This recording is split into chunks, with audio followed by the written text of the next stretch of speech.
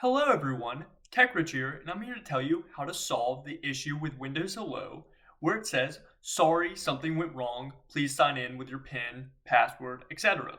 So, if you're seeing an error that's similar to the one that you see above, that means Windows Hello is not working. So, in this video, I'm going to tell you how we can get this fixed. So, let's get started.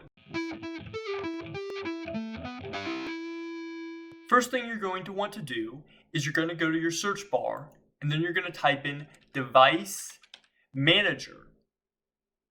After that, you should go to Biometric Devices and then you should see Windows Hello Face Software Device.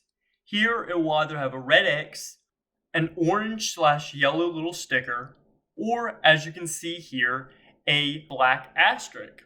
So what you're going to want to do is hit Enable Device.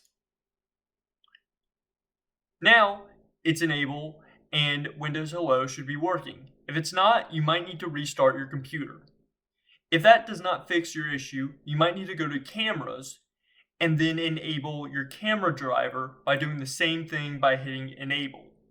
Anyways, this has been a TechRich video. If this solution helped you out, please leave a like and possibly subscribe. Thank you so very much for watching and peace out.